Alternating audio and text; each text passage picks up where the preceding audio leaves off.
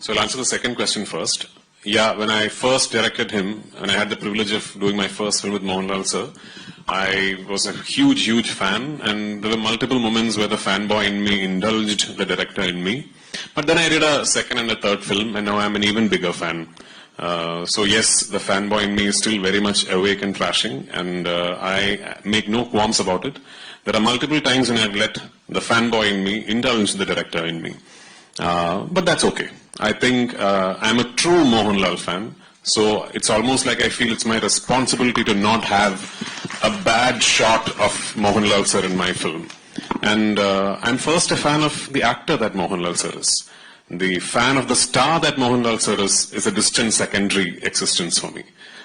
So that way, I think I'll always make sure that in my cinema, I showcase him the way he truly deserves, to the best of my capabilities. Secondly, this film, or the whole world that this franchise exists in, was first born as an idea somewhere in 2016, 2017, when I don't even think Bahubali 1 had released, I'm not sure.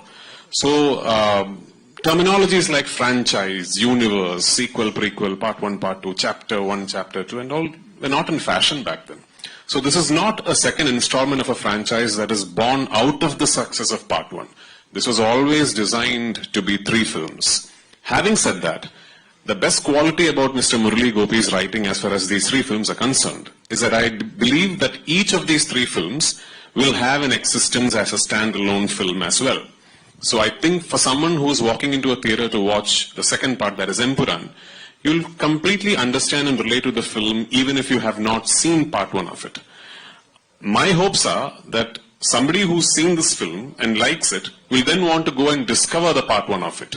But it is not going to be a case where you're going to watch this film and not understand the characters or plot if you have not seen part 1.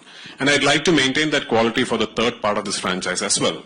So yeah, this is not a film that is born out of the newfound existence of the pan-India market. This was always ideated this way. Secondly, I really don't think a pan-Indian success can be designed. It has to organically happen.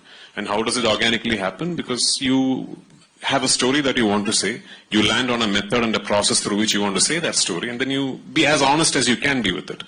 All the Hindi terrain dialogues, the English dialogues, the other languages that exist within this film are all part of it because the story organically travels like that.